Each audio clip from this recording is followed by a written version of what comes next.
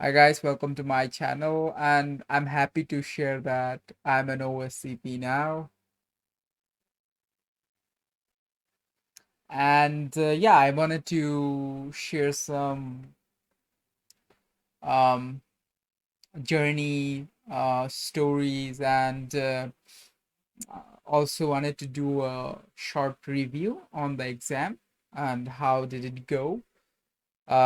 So I mean, I passed with 80 points that I have sort of like confirmed because they don't publish like the points actually, so I haven't noticed like uh them like showing the results like you got like 70 or 80 points, but I did submit flags from 5 machines. um I was quite sure that I already got around 70 points from those itself.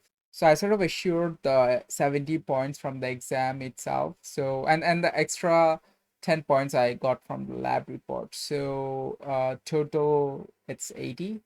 Uh, I mean I think that I could have like I could have gotten more points if I had more time. So yeah, that's the thing. I really wanted to share this with you guys and wanted to, get some feedbacks also that how you guys are preparing for this exam, even though it's 10 200. So I mean this certification is quite demanding in the market. Um so yeah, I mean it's better to just have it. So yeah, I started the preparation back like around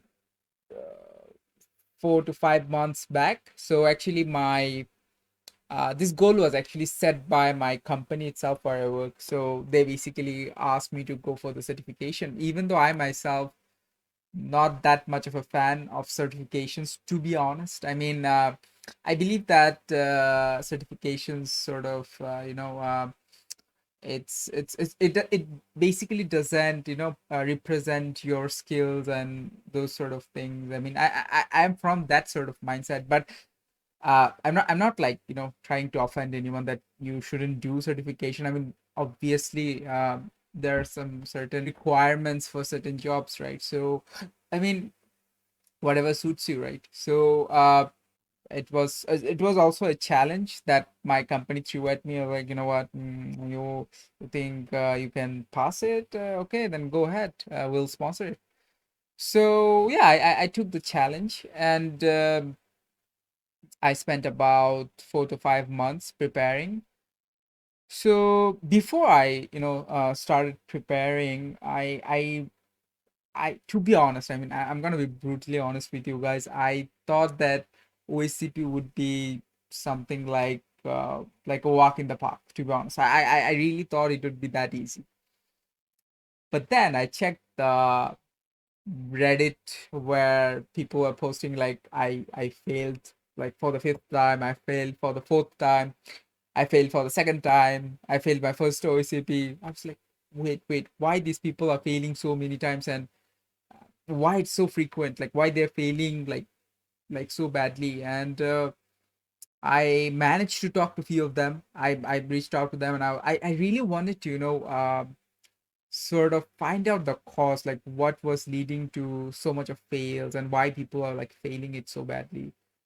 So I did find a common pattern. I mean, I did share a blog on my LinkedIn, on my Facebook, so you guys can also see there that I did talk about this pattern. One I've discovered is basically preparation and planning. So I've noticed this like every guy I talk to about like basically their uh, journey of failing the exam, they did mention that they didn't have like proper preparation, or they didn't plan this thing, like they didn't plan the entire exam itself. So they thought that, you know what, I just got a voucher, I'll just go sit for the exam, I'll pass it and walk out with the certificate.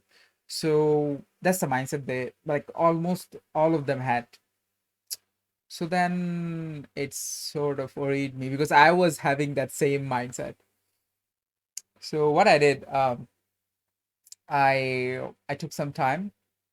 I studied a bit more. I went through the documentation provided by offensive security, and I started to plan the things out before even I go for the exam. So, and also I try to make sure that I don't go for complex attacks. By complex attacks, what I mean is that I don't want to use tools that are really complex to use, or really hard to remember, basically. Like I will use less brain power on tools and more brain power on, like, planning the attack. And I was creating tons of notes. I think notes are like lifesavers, to be honest. I created so many notes for each machines, like also creating like special notes for each machines, that this is the special scenario I faced in this machine. So there are like notes, sub notes, then sub notes, like that. After I was done with the notes, I would um, study on the mind maps. Those are really helpful for you to study on the new attack methods and stuff. So also, like, let's say you're stuck on something, you can always look at a mind map and think that, okay, these are the ways I can get inside the machine or get an initial shell. So yeah, the mind maps are quite helpful. So I would say um, go for the mind maps also and do notes, and don't stop doing the labs. Trust me, don't go lazy on them, though they are really really important. And try to sort of make a small planning note how you're gonna uh, do the exam and at what time you plan on finishing what. So I mean, I started my exam 7 in the morning, and by 3, around 2 or 3, I managed to finish the entire AD. So it was completely within my planned timeline. So I would recommend the same for you guys. Like, try to plan out this sort of timeline and work on that. And yeah, mostly it was just preparation, to be honest. Um, See, just because someone has the certification doesn't make them more intelligent or more knowledgeable than someone who doesn't have it. It's basically just preparation. So don't go easy on it, and uh, just have it, just to show or prove, or at least get that credibility that, you know what, I also have the capability. So yeah, hopefully you guys like the video, and I'll be sharing more tips and more ideas on this channel. So yeah, do subscribe. And yeah, this was just initial video that I thought of sharing right after I passed the exam.